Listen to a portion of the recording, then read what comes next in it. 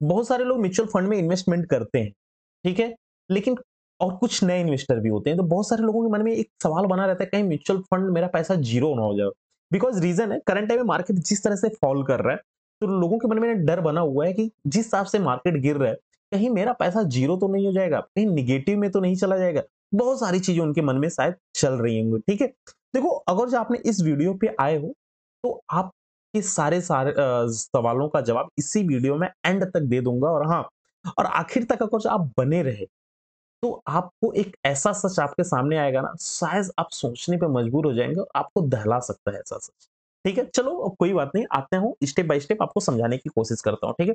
सबसे पहले current market के बिहेवियर को आप समझने की कोशिश कीजिए, ठीक है? क्योंकि जब आप करंट मार्केट के बिहेवियर को समझेंगे ना, तो आपके लिए बहुत सारी चीज़ें ईज़ी होती हुई दिखेंगी। जैसा कि अभी आप यहाँ पर आओ, जो मैंने चार्ट लगाया है, जो कि पिछली वीडियो मैंने डिस्कस किया था ऑलरेडी। देखो, मार्केट क्या है ना, ऑलरेडी कहाँ पर टॉप पे है?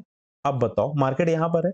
अब यहाँ से मार्केट क्या किया, नीचे आया, वापस करेक्शन लिया थोड़ा-सा, फिर मार्केट नीचे आया। तो एक चीज़ आपको समझ में आ रहा है, मार्केट का बिहेवियर क्या है, ज़िग-ज़ैग। मार्केट ऐसे-ऐसे ही चलता है, मार्केट कभी ऐसा नहीं चलता है, ठीक है?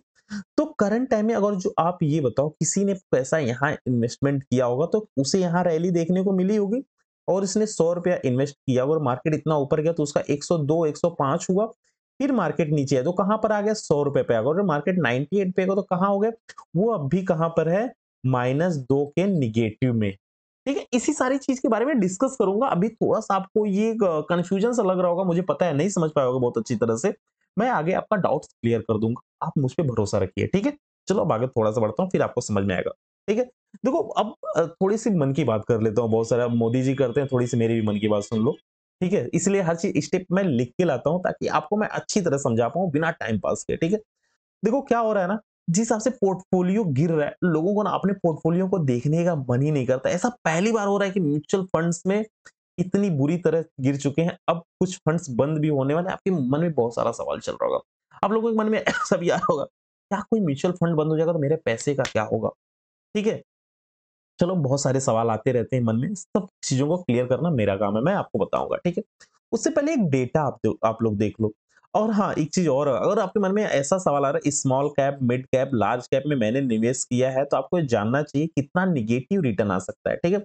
जैसे मैंने आपको बताया कि आपने ₹100 बाय किया था, मार्केट करंट टाइम में 98 चल रहा है, इसका मतलब -2 के नेगेटिव रिटर्न में है, ठीक है? अगर आपके अकाउंट में ₹98 बचा है, तो आप -2 के नेगेटिव रिटर्न में, ये चीज़ आपको समझ में आ रहा है?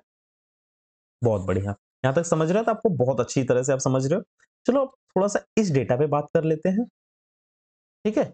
ये डेटा मैं आपको क्यों दिखा रहा हूँ, इसके पीछे एक रीज़न है। क्या रीज़न है? देखो, पिछले 5 दिन का डेटा मैं दिखा रहा हूँ कि मार्केट 19 फरवरी से लेके 25 फरवरी तक, 24-25 फरवरी तक का ये डेटा डेटा है, ठीक है?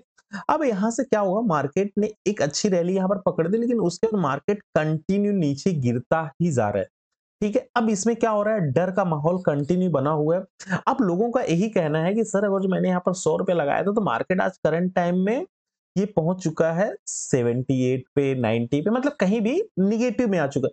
तो ये कितना निगेटिव जा सकता है? आपके मन में यही सवाल होगा, कितना निगेटिव जा सकता है? चलो, इसके ऊपर एक डेटा मैं रिसर्च करके लाया हूँ, आपके सामने वो भी मैं रख देता हूँ, ठीक है?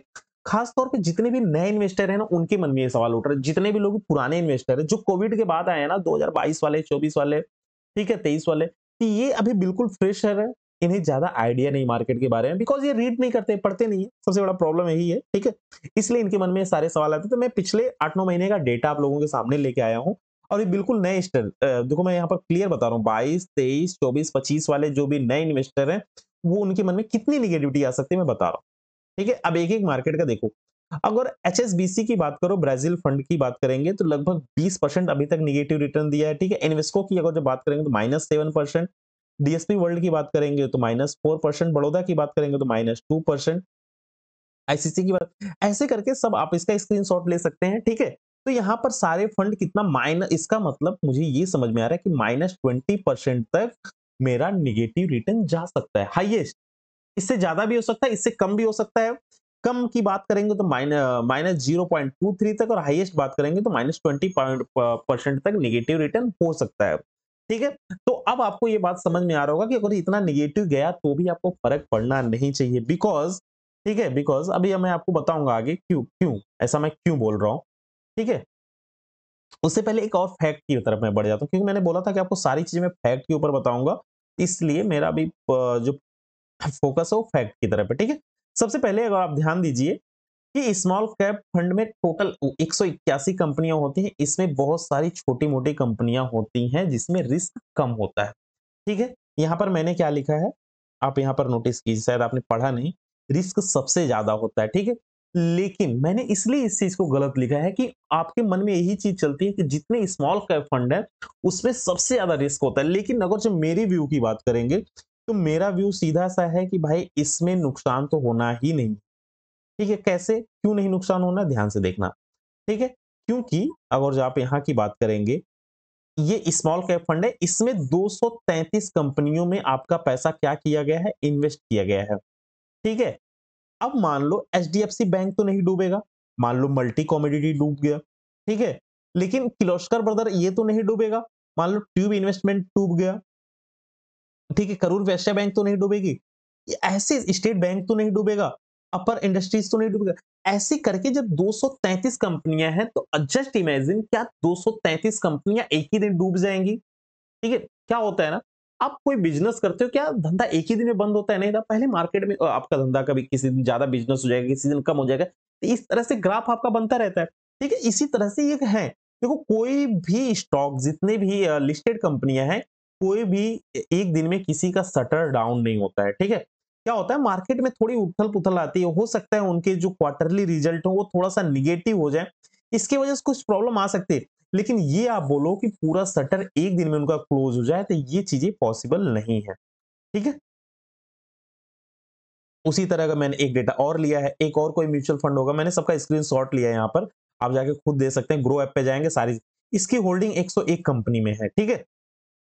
ऐसा जरूरी नहीं है सारे स्मॉल कैप फंड का जो अ, वो है वो सिर्फ 183 कंपनियों का है, 180 कंपनियों का, 233 कंपनियों, ऐसा कुछ नहीं है। वो 50 में भी कर सकते हैं, 70 में भी कर सकते, लेकिन जो स्मॉल कैप कंपनियां होती हैं उसमें सबसे ज्यादा इन्वेस्टमेंट हो। क्या 101 कंपनियां एक ही दिन में डूब जाएंगी? ठीक है, भारत इलेक्ट्रिक्स एक ही दिन में बंद हो जाएगा? इतनी बड़ी बड़ी कंपनी जिनका 100 करोड़, 500 करोड़, 1000 करोड़, 10 करोड़, 20 करोड़, 50 करोड़ का धंधा है, एक ही दिन में क्लोज हो जाएगा? इम्पॉसिबल है, ठीक है? ये चीजें समझ में आए। मिड कैप कंपनी को जो बात करेंगे तो 79 कंपनियों में इनका इन्वेस्टमेंट हो। क्या ये 71 से, ये कोई फिक्स नहीं है 79 रहेगा, ये 50 कंपनी भी हो सकती है, 60 भी हो सकती है, 30 भी हो सकती है, ठीक है? तो यहाँ पर भी रिस्क आपका कम हो गया। इसका मतलब एक और पहले सुन लो, फिर आगे मैं आपको बताता हूँ, ठीक है? अगर जो लार्ज कंपनी की बात करो, लाइक दैट इंडेक्स फंड की बात करो, तो ये सब तो क्या होते हैं, ब्लू चिप कंपनियां होती हैं, जिसमें आपको पता है कि इसमें 50 कंपनियों में इन्वेस्टमेंट किया, जो निफ्टी की टॉप 50 कंपनियां, ठीक है? जैसे एचडीएफसी, आईसीसीआई, रिलायंस, इन्फोसिस, भारतीय एयरटेल, टाटा, लार्जन टर्बो, आईडीसी, बहुत सारी 50 कंपनियां, तो इसमें इन्वेस्टमेंट कर रहे हैं। अब मुझे बताओ कि 50 की 50 कंपनियां एक ही दिन में बंद होने वाली है? नहीं, ये सब सारी चीजें गलत है, ठीक है? इसलिए मैं बोला था कि आपको इस वीडियो में बहुत सारे फैक्ट्स आपको पता चलेगा। अब मुझे ये बताओ कि जितने लोग इन्वेस्टमेंट कर रहे हैं या जितनी बड़ी-बड़ी कंपनी एक दिन में शटर क्लोज होगा? नहीं। बिकॉज़ क्या हुआ, और जो आपने यहाँ पर ₹10,000 महीना आपने इन्वेस्टमेंट किया, तो आप अपने पैसे को क्या कर रहे हो? डाइवर्सिफ़ाई कर रहे हो। कुछ आपका गुड्स सेक्टर में जा रहा है, कुछ आपका जा रहा है इंफ्रास्ट्रक्चर में जा रहा है, ठीक है? कुछ आपका फाइनेंशियल सेक्टर में जा रहा है, कुछ आपका ट्रांसपोर्टेशन में जा रहा है, तो आपका पैसा अलग-अलग जगह जा रहा है और बहुत सारी कंपनियों में जा रहा है। मतलब क्या हो रहा है, आप अपने पैसे को एक ही गुल्लक में नहीं रख रहे हो, ताकि ये गिरे और फूटे सारे पैसे बिखर जाए, ऐसा नहीं होगा। आप अपने पैसे को डाइवर्सिफ़ाई कर अलग-अलग जगह आपने रखा है, ठीक है? कोई एक चोरी भी होता है, बाकी 4 गुल्लक आपके पास सेफ रहते हैं, ठीक है? इस हिसाब से म्यूचुअल फंड में आपका पैसा डाइवर्सिफ़ाई होता है और आपके पैसे डूबते नहीं है, नेगेटिव चले जाएँगे लेकिन पैसे कभी नहीं डूबते हैं, ठीक है? इस चीज़ की आपको ध्यान में रखना चाहिए, ठीक है? अब सवाल उठता है, क्या आपका पैसा ज़ीरो हो सकता है? तो मेरा आंसर है नहीं, आपका पैसा ज़ीरो नहीं होगा। देखो बहुत सारे म्यूचुअल फंड कंपनियाँ बंद होती हैं, लेकिन सारे पैसे को रिफंड करते हैं, जिस भी कंडीशन में होती है आपके पैसे को रिटर्न कर दिया। तो क्या करें? म्यूचुअल फंड सेफ है? बिल्कुल, म्यूचुअल फंड सेफ है। अब एक सवाल आता है कि देखो म्यूचुअल फंड सेफ है, लेकिन आपकी सूझबूझ और आपकी जानकारी कितनी है? आपके पास कितना नॉलेज है कि सही म्यूचुअल फंड को आप क्या कर सकते हैं, चूज़ कर सकते हैं, ठीक है? अगर आपके पास ये नॉलेज है, ठीक है, अगर आप सही म्यूचुअल फंड्स को आप चूज़ कर सकते हैं, तो आपका पैसा बिल्कुल 101% सेफ है, ठीक है? और एक बात बता दूँ, अगर जो आपको नहीं समझ में आता है कि म्यूचुअल फंड में कौन से म्यूचुअल फंड में इन्वेस्टमेंट करूँ, तो आप अपना पोर्टफोलियो रिव्यू करवा सकते हैं दिए गए व्हाट्सएप नंबर पे। अगर आपको नहीं समझ में आ रहा है, कहाँ इन्वेस्टमेंट करना है, कैसे करना है, ठीक है? तो आप दिए गए व्हाट्सएप नंबर पे आप मुझसे कॉल करके सारी चीज़ों को समझ सकते हैं। आपकी सारी जानकारी डिटेल्स में समझा दी जाएगी, ठीक है? आई होप काफ़ी इन्फॉर्मेशनल वीडियो रहा होगा और हाँ, और सारे डाउट्स को मैं क्लियर कवर कर दिया रहूँगा। और वीडियो अच्छी लगी तो प्लीज़ लाइक कर देना और चैनल को सब्सक्राइब कर देना। मिलते हैं नेक्स्ट पार्ट में, तब तक के लिए जय हिंद।